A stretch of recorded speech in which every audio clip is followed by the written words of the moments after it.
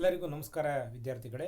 ಕುವೆಂಪು ವಿಶ್ವವಿದ್ಯಾನಿಲಯದ ಅಂತಿಮ BA ವಿದ್ಯಾರ್ಥಿಗಳಾದ ನಿಮ್ಮನ್ನು ಆಧುನಿಕ ಏಷ್ಯಾ ಇತಿಹಾಸದ 8ನೇ ಅಧಿವೇಶನವಾದಂಥ ಚೀನಾ ಹಿಸ್ಟಾರಿಕಲ್ ಬ್ಯಾಕ್ಗ್ರೌಂಡ್, ದೂರ ಪ್ರಾಚ್ಯ ಅಥವಾ ಪೂರ್ವ ಏಷ್ಯಾದ ಪ್ರಮುಖವಾದಂತಹ ಒಂದು ರಾಷ್ಟ್ರ ಚೀನಾದ ಒಂದು ಐತಿಹಾಸಿಕ ಹಿನ್ನೆಲೆಯನ್ನು ನಾವು ಇವತ್ತಿನ ತರಗತಿಯಲ್ಲಿ ತಿಳಿದುಕೊಳ್ಳೋಣ ವಿದ್ಯಾರ್ಥಿಗಳೇ.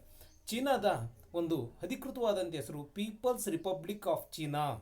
ಚೀನಾದ ಒಂದು ಜಿಯೋಗ್ರಫಿಯನ್ನು ನಾವು ಅರ್ಥ ಮಾಡ್ಕೊಳ್ಳೋದಾದರೆ, total area of China 95,96,960 square kilometre, approximately 3.7 million square miles. Cities ಪ್ರಮುಖವಾಗಿದ್ದ capital city Beijing. The other major cities Shanghai, Tianjin and Shenyang, Wuhan, Guangzhou, Chongqing, Harbin, Chengdu.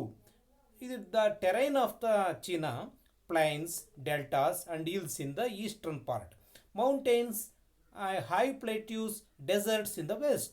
Climate: there are 6 type of climates we see in China. Tropical in south to subarctic in north. The China, the population 1.38 billion, that means 138 ಕೋಟಿ ಜನಸಂಖ್ಯೆಯನ್ನು ಅದು ಹೊಂದಿದೆ. Population growth rate 0.37%. ಇದನ್ನು ನಾವು ನಮ್ಮ ಭಾರತದ ಕಡೆ, ಯಾಕೆಂದರೆ India is second largest country in the world in respect of population after the China. Health: infant mortality rate 37.9 per 1000. Life expectancy 75.8 years overall. Literacy rate 96.4% overall. Ethnic groups, most importantly 91.9% on Chinese. Other ethnic peoples: Zhuang, Manchu, Hui, Miao, Uyghur, Mongolian, Tibetan, Bui, Korean and other nationalities 8.1%. Religions: ಅಫಿಸಿಯಲಿ ಅಥೇಸ್ಟ್, ಅವರೆಲ್ಲ ನಿರೀಶ್ವರವಾದಿಗಳು, ತಮ್ಮ ಹಿರಿಯರ ಪೂಜೆಯಲ್ಲಿ ತುಂಬ ನಂಬಿಕೆಯನ್ನು ಹೊಂದಿರತಕ್ಕಂಥವ್ರು ಚೀನಿಯರು. ಆದಾಗ್ಯೂ ಅವರ ಪ್ರಮುಖ ಧರ್ಮಗಳು Taoism, Confucianism, Buddhism, Islam and Christianity. Language: the official language Chinese, official language Mandarin Chinese plus many local dialects. Currency yuan, ಅದರ recent name renminbi. China historical background. How old is China? China is regarded as one of the world's oldest civilizations. It possesses the most advanced society, economy and culture in the world through successive dynasties. Although during the Industrial Revolution, China began to decline. China ಯುರೋಪ್ನಲ್ಲಿ ಕೈಗಾರಿಕೀಕರಣ ಆದಾಗ ಇದು ಕೈಗಾರಿಕೀಕರಣ ಸಾಧಿಸದೆ ಹಿಂದೆ ಉಳಿದಿದ್ರೂ ಕೂಡ ಪ್ರಾಚೀನ ಇತಿಹಾಸವನ್ನು ನೋಡಿದರೆ ಬಹಳ ಮುಂದುವರೆದಿರ್ತಕ್ಕಂತಹ ಒಂದು ಸಂಸ್ಕೃತಿ, ಆರ್ಥಿಕತೆಯನ್ನು ಚೀನಾ ಹೊಂದಿರೋದನ್ನು ಕಾಣ್ತೀವಿ. Chinese civilisation originated in various regional centres along both the Yellow River and the Yangtze River valleys in the Neolithic era. But the Yellow River is to be said as the cradle of Chinese civilisation. Yellow ರಿವರ್ನ ನಾವು ಚೀನಾದ ನಾಗರಿಕತೆಯ ತೊಟ್ಟಿಲು ಅಂತ ಕರಿತೀವಿ. The written history of China can be found as early as the Shang dynasty 1700 BC to 1046 BC. The origins of Chinese culture, literature and philosophy developed during the Zhou dynasty, that is ruled 1045 BC to 256 BC. China, the brief history. We try to learn about the brief history of China.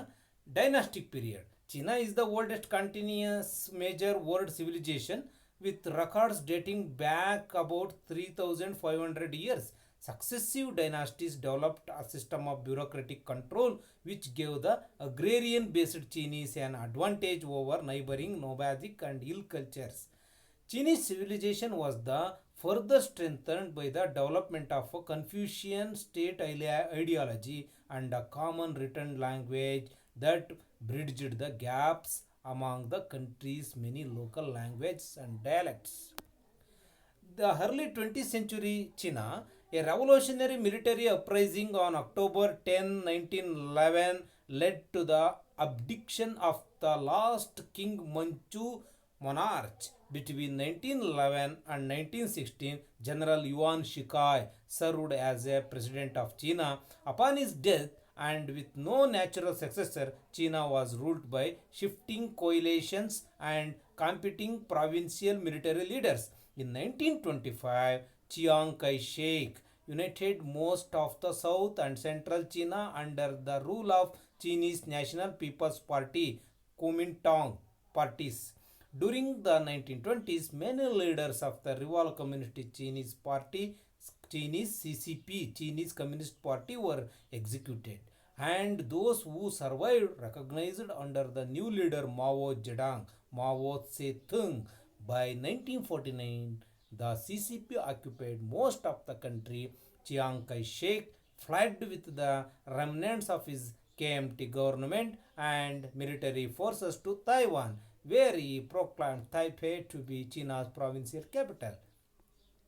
The People's Republic of China, which was established under the leadership of Mao Zedong and his party, the Chinese Communist Party, in Beijing on October 1, 1949, Mao Zedong proclaimed the founding of the People's Republic of China.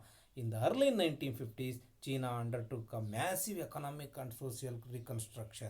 In 1958, Mao broke with the Soviet model and announced a new economic program, the Great Leap Forward. And in 1966, in the spring, a new movement, the Great Proletarian Cultural Revolution. And finally, the China, today's China, it is under the leadership of um, Communist Party. It is one of the leading progressive and developing country in the world. The post Mao era also looking some progress in respect of science and technology and industry.